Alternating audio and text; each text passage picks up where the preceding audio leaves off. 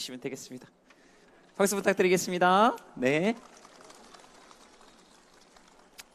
네, 소개 부탁드릴까요? 네. 안녕하세요. 전국철도노동조합 김영훈 위원장입니다. 안녕하십니까. 사드 철회 및 석유성지 수호 원불교 비상대책위원회 집행위원장 김선민 교무입니다. 네. 아, 교무님이시구나. 앉으십시오. 네. 누가 먼저 말씀하실까요? 뭐 대본대로 어차피 안 할 겁니다. 네. 철도 문제 먼저 얘기할까요? 사드 문제 먼저 얘기할까요? 아니면 사드와 철도를 같이 얘기할까요? 그러면 철도로 어떻게 사드를 실어서 국외로 보낼 수 있는지 거기에 대해서 얘기를 할까요? 어떻게 했으면 좋겠습니까? 누가 먼저 얘기하시겠습니까? 먼저 얘기하시겠습니까? 철도로 사드를 어떻게 막을 것인가. 김천역이 있으니까요. 김천역 광장에 우리 철도 조합원들이 매일같이 사드 반대 집회를 같이 하면 어떨까 생각합니다. 네. 네. 네. 말씀 나오신 김에 우리 김천 성주 시민 여러분들께 여러분 응원의 박수 한번 보내주시겠습니까? 네. 그 성주 김천에서는 아직도 집회가 계속되고 있거든요. 그 어머님 아버님들이 계속해서 나오셔가지고 아스팔트 바닥에 앉으셔서 그렇게 하고 있어요. 그러니까 여러분들이 계속해서 마음을 좀 보태주시면 예 감사하겠습니다. 그 철도 노조는 지금 현재 그 투쟁하고 있는 것이 어떤 것인지에 대해서 간단하게 말씀해 주시면 고맙겠습니다. 네, 저희들은 성과 연봉제를 반대하기 위해서 지난 9월 27일부터 탄핵되는 12월 9일까지 74일 동안 파업을 했는데요. 성과 연봉제를 좀 쉽게 말씀드리면 성과에 따라서 각 노동자들의 임금을 달리 주고 저성과자는 해고시키겠다는 건데 저희들이 가장 반대하는 이유는 과연 병원이나 철도나 이런 공공기관에서 성과가 대체 무엇인지 잘 모르겠다는 거죠.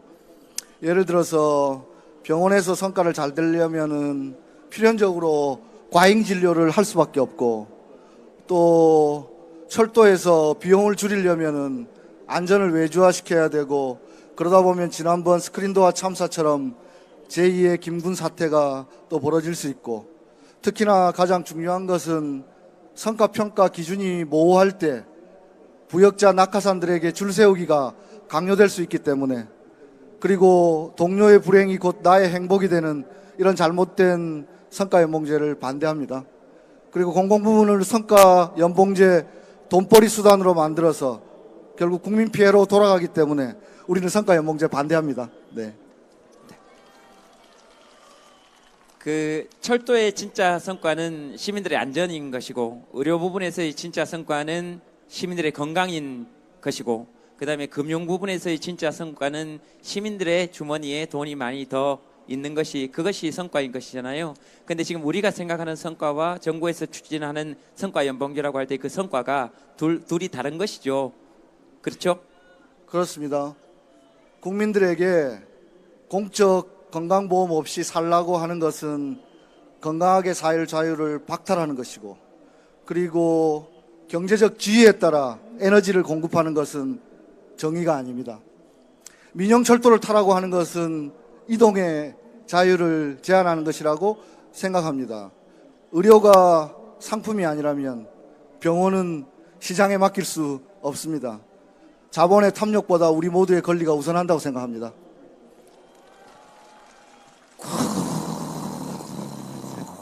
멋있습니다. 네. 그 연습하신 겁니까 집에서? 아까 대본에 나와 있던 대로 대본에 나와 있던 대로 그렇네요. 그 말씀은 진짜 와닿네요. 그 국민의 건강이 가장 모든 가치에 있어서 우선해야 되는 것이죠. 그리고 철도는 우리 헌법 제14조에 나와 있는 거주 이전의 자유를 보장해야 하는 것이고요. 그렇습니다. 공공부문이 제대로 쓰는 것이 새로운 대한민국이라고 생각합니다. 특히나 박근혜 정부 들어서서 공공부문 노동자들에 대해서 철밥통 이기주의 저희들이 파업할 때도 그런 얘기들을 많이 했는데 저희들은 국민의 철밥통을 지키고 싶습니다. 국민의 철밥통을 지키는 그 사명을 다하는 것이 공공부문의 역할이라고 생각하고 공공부문을 제대로 세우는 것이 우리 대한민국의 정의를 바로 세우는 일이라고 생각하고 정말로 우리 모두는 서로를 배려하는 평범한 이웃들이기 때문에 공공부문이 좀 더 친근하게 국민들에게 다가가서 그리고 우리가 이번 파업에서 정말로 꼭 드리고 싶은 말씀은 불편해도 괜찮다. 힘내라 철도 파업. 이렇게 응원해 주신 국민들에게 감사드리고 앞으로 보다 안전하고 저렴한 철도로 꼭 보답하겠습니다. 예, 네. 고맙습니다. 알겠습니다. 그 가족이 있으시죠? 예, 있습니다. 네, 오늘 그래도 이렇게 혹시 이게 방송에 나갈지도 모릅니다. 가족들에게 그냥 아빠신가요? 혹시 여쭤봐도 됩니까? 네, 아빠죠. 네, 뭐 다 아빠가 된다고 생각하지 마세요. 예, 그렇게 말씀하지 마시고요. 굉장히 지금 마음이 많이 상합니다. 크리스마스에. 웃자고 하는 농담 아니고요. 예, 조심해 주시면 좋겠고요. 집에 혹시 아이가 몇 학년인지 좀 제가 여쭤봐도 되겠습니까? 고등학교 1학년. 고등학교 1학년. 네, 이름이 남자 김지호. 지호. 네. 네, 지호에게 오늘 아빠로서 한 말씀 좀 부탁드리겠습니다. 지호야 듣고 있니? 예. 안 듣고 있을 거예요? 모든 아이는 모두의 아이라고 했는데 저는 청년들에게 꼭 이 말씀 드리고 싶습니다. 미래를 잃어버린 청년들 어떻게 보면 예비 노동자들입니다. 저는 취업준비생 이런 이야기를 들을 때마다 너희들은 나약한 취업준비생이 아니라 세상을 바꾸는 예비 노동자들이다. 그런 이야기를 꼭 드리고 싶습니다. 용기를 그리고 아빠들에게 또 꼭 드리고 싶은 말씀은 지금 자영업자로 내몰린 우리의 아빠들은 어제의 노동자들이었습니다. 우리 모두는 노동으로 하나 되는 그런 노동의 가치를 사랑하는 그런 예비 노동자이고 과거의 노동자이고 현재의 노동자입니다. 새로운 대한민국에서는 노동의 가치가 존중받고 우리 아이들이 꿈꾸는 것들을 할 수 있는 그런 세상을 만들기 위해서 지호야 아빠가 더 열심히 투쟁할게. 고맙습니다. 네. 감사합니다. 이런 아빠 엄마들이 모두 다 함께 하고 있다는 거 알아주시면 좋겠고 저는 개인적으로 꿈은 우리 철도가 지금 달릴 수 있는데 한계가 있지 않습니까? 이 철도가 더 뻗어나가서 이제 북한을 거쳐서 진짜 시베리아 철도하고 연결이 돼서 유럽까지 우리 철도가 뻗어나간다면 수많은 우리 철도 노동자들 그리고 우리 아이들이 훨씬 더 많은 곳에서 다양하게 일할 수 있지 않을까 그런 것까지 한번 신경을 써주시면 좋겠다. 남북 철도가 복원되면 얼마나 멋있는 일이겠어요, 그죠? 네. 그렇습니다. 남북철도는 근데 이미 복원돼 있는데 이명박 정권 들어서 운행을 안 할 뿐입니다. 이제 지금이라도 당장 즉각 철도는 연결돼야 되고 철도는 과거의 분단의 상징이었지만 이제 평화와 번영의 상징으로 거듭날 수 있도록 저희들 철도 노동자들이 더 열심히 일하겠습니다. 네. 우리 철도 타고 유럽 여행 한번 갑시다. 네, 그런 나라 한번 만들어 봅시다. 지호 아빠에게 여러분 다시 한번 큰 박수를 부탁드리겠습니다. 감사합니다. 이거 오늘 지호는 좋겠다. 집에서 보면 그죠? 우리 저 원불교 교무님이시니까 네네. 그러시죠? 네. 네. 뭐 또 사드 배치에 대해서 또 하실 말씀이 네. 앞서 그 영상에서 잠깐 보셨습니다마는 사드라고 하는 것이 어떤 것인가 우리 국민들이 이제 다 알게 되었습니다. 사드는 최순실의 국정농단에 의해서 태어났습니다. 사드는 우리 국익에 전혀 도움이 되지 않는 백해무익한 전쟁 무기입니다. 이것을 일방적으로 지난 7월 8일 정부에 의해서 발표되었습니다. 7월 13일 성주 포대에 사드를 배치하겠다고 발표한 이후에 성주 군민들이 그리고 그 이후에 김천 시민들이 오늘까지 160일 이상 아스팔트 위에서 사드 말고 평화를 외치고 있습니다. 정부는 지금이라도 사드 배치를 전면 무효화하고 평화를 위해서 우리 국익을 위해서 올바른 선택을 해야 된다고 생각합니다.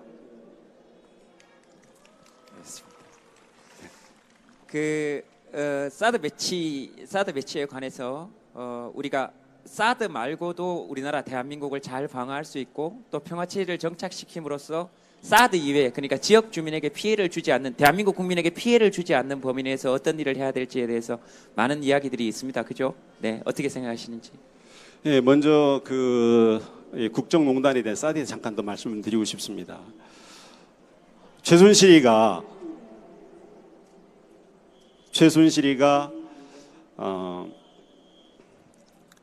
로키드 마틴 사장을 작년에 만났습니다. 회장을 작년에 만났습니다. 그리고 로비스트 린다 김이 최순실과 아주 오랜 직이라고 그러죠. 그리고 청와대를 드나들었습니다. 우리들은 합리적인 의심을 합니다. 이 사드는 최순실의 외교안보 농단에 의한 최순실 사드다. 왜? 지난 7월 5일 국방부 장관이 국회에 와서 사드 배치는 전혀 고려하지 않고 있다고 발표를 했습니다. 그런데 사흘 뒤에 7월 8일 전격적으로 사드 배치를 발표했습니다. 발표하는 그날 외교부 장관은 백화점에 뭐 하러 갔다고 그럽니까? 바지 고치러 갔다고 그랬습니다. 국가의 중대사를 발표하는 그날 주무장관은 그 자리에 없었습니다. 그래서 국민들은 이게 나라냐 그랬습니다. 뭐라고요? 그렇습니다. 이러한 외교안보 농단의 끝을 바라보면서 우리들은 생각했습니다. 사드가 정말로 필요한가? 사드로는 북한 핵과 탄도미사일을 막을 수 없다고 이미 미국과 국방부가 밝혔습니다. 따라서 사드로는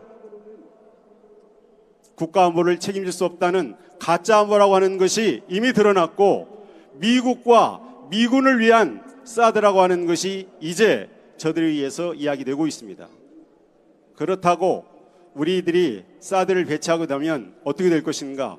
사드 한 개 포대로는 한반도를 방어할 수 없다고 이야기하죠. 그리고 이후에 제2, 제3의 포대를 배치하겠다고 그러고, 수도권은 막을 수 없으니까 또 다른 패트리어트 미사일을 갖다 놓아야 된다고 합니다. 그리고 SLBM이라는 잠수함 탄도미사일을 개발한다고 그러니까 이제 또 구축하면서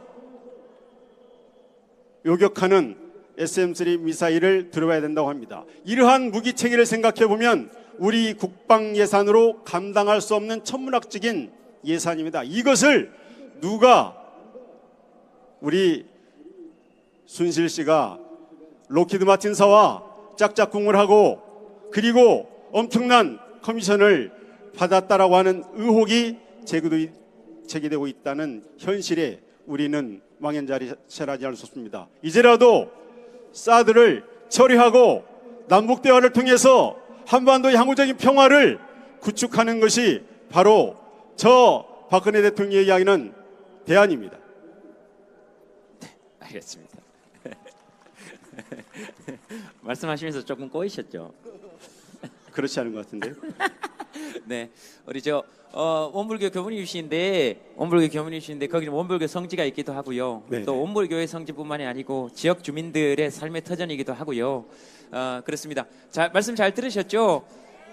여러분, 우리나라 국방 예산이 현재 40조고요. 그리고 작년 기준 무기 수입액이 전 세계 무기 수입 1위입니다. 78억 달러 정도 썼습니다.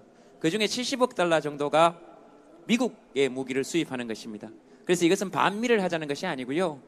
세계 정세에 있어서는 미국과 협의하는 한미 동맹을 유지하되 한반도 내에서의 무기 체계에 관해서는 대한민국이 그 결정권과 주도권을 가질 수 있어야 한다는 한반도 내에서의 대한민국 주권에 관한 문제입니다.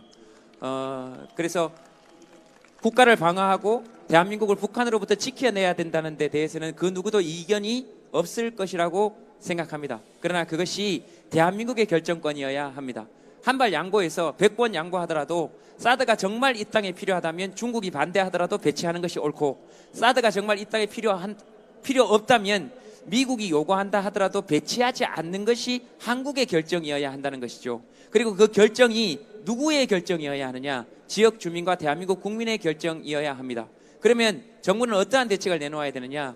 여러분들이 정성껏 낸 세금으로 국방예산 40조를 쓰고 있으니 지역 주민과 대한민국 국민이 반대한다면 한반도의 그러한 무기체계 대신에 북한의 핵미사일과 미사일을 방어할 수 있는 한국형 미사일 방어 체계를 만들 것이고, 만약에 육상에서 배치하는 사드 레이더 때문에 지역 주민들이 피해를 입는다면 해군의 이지스함이나 또는 해군 전력을 통해서 해상에서 레이더를 통해서 북한의 미사일을 감시하고 그리고 통제해낼 수 있는 국가 주권 그리고 국가 방위권 행사에 관한 것을 최대한 연구해서 곧 여러분들께 내놓을 것이며, 그리고 차기 정부가 들어서서 다시 미국 정부와 협상할 수 있도록 1년간의 유예 또는 2년, 3년의 유예를 두고, 만약 지역 주민과 대한민국 국민, 주권자가 반대하는 어떠한 무기체계도 한반도에 들여놓지 않을 것이며, 다만 거기에서 가장 먼저 고려되어야 될 것은 대한민국의 국방과 국익이기 때문에 국민 여러분들과 끊임없이 상의해 나갈 것이고, 지금 대한민국이 쓰고 있는 국방예산 40조로 북한의 위협을 충분히 감당해낼 수 있으니 국방부와 정부를